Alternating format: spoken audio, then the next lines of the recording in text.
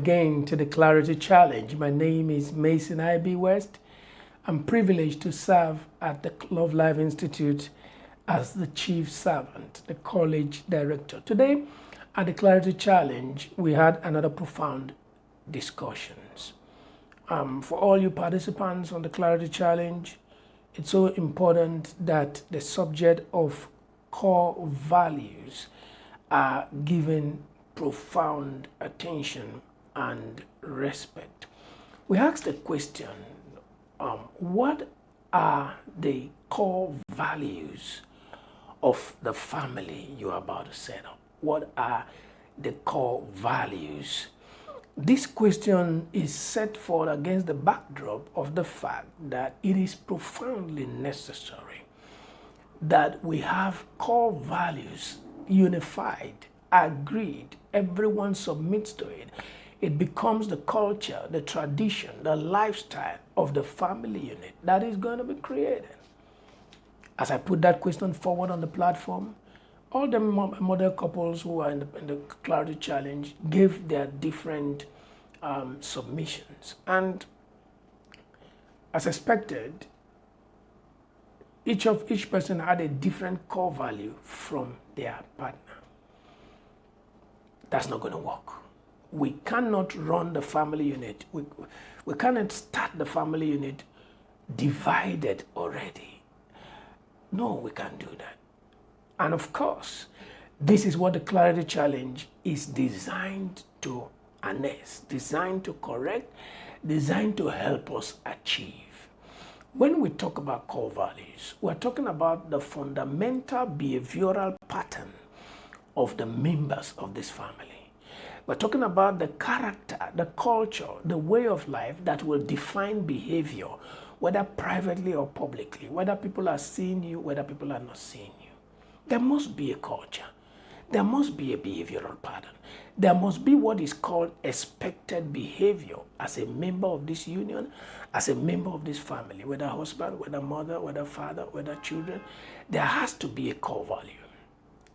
And just like I said in one of my presentations, the family unit must be understood as an organization. I'm amazed how we run our businesses, how we run our corporations following corporate principles, and then we ignore these same principles in the family unit. Whereas most of these things ought to have been learned at the family unit. The family is said to be the smallest unit of society. It is the cradle, it is the place where children, where people are supposed to learn these fundamental, indispensable requirements of running teams, of running organizations. But I think the problem is that we don't yet realize that the family is an organization. The other way around, there's also a sense in which, since most of us run sole proprietorship enterprises, most of us run companies where we are the sole directors, we do what we like, we decide what we want to do, we handle everything, and then we have the final say. There's a sense in which we try to run our family units like that. It is either that that's how the family unit was run, that's why we're running it in our businesses, or that that's how the businesses are run, so we try to bring them into our families. But the truth about it is that without core values, we don't have a chance to make a difference. The core values should be so spelled out that every partner in this relationship knows it. And core values are different for different people because core values are defined by convictions. Individual convictions is what defines core values. If you don't have convictions, then you don't have core values. Just like if you don't have core values, then you also don't have convictions. But when you meet men and women of convictions, they are willing to die for what they believe. Why? That's what they believe. It is the reason I'll never forget what is called the Billy Graham principle. Amazing principle. The Billy Graham principle, or what they call the Modesto Manifesto, it's a practice by Protestant men, extra-biblical practice by Protestant men in which they do not spend time alone with women that they are not married to. Intentionally, to avoid integrity questions, to avoid the sexual temptations, to avoid being even accused of something that did not happen. And so this profound principle has been there somewhere since 1948 and has guided great men who didn't want their testimony dented. And I have been, as a matter of fact, what I've done over time is to adopt that as my personal principle. And trust me, it has helped me.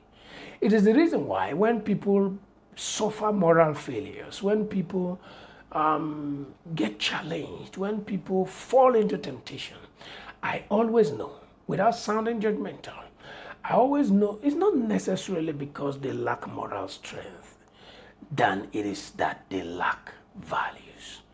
Because this thing is not about strength, it's not about power.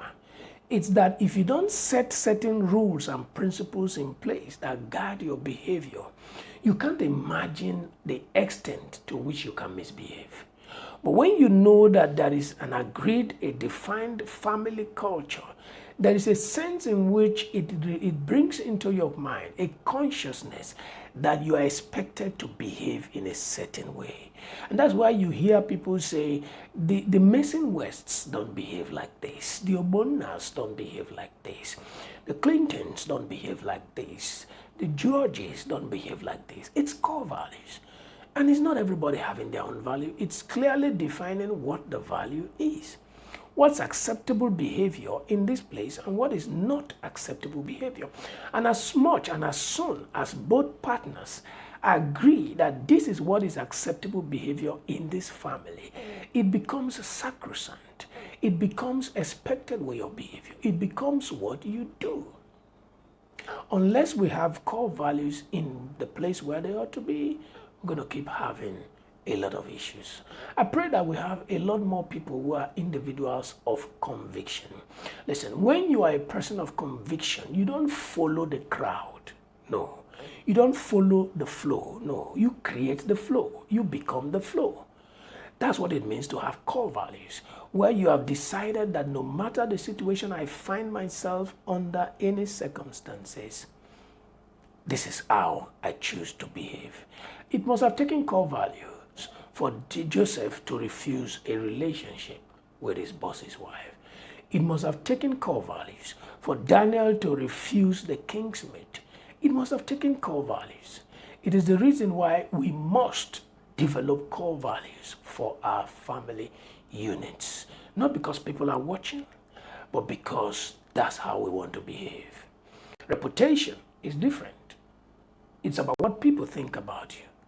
When it comes to your integrity, who you are, it's what you are, whether people are looking at you or whether people are not looking at you. Core values, they will help to generate and engender commitment in our families. I believe that not just our couples on the platform, everyone out there under the sound of my voice, if you don't have clearly spelled out core values in place in your families, please go set them up and make sure they become the guidelines for family character, for family behavior, and for being accountable, family accountability. It's so important. It's so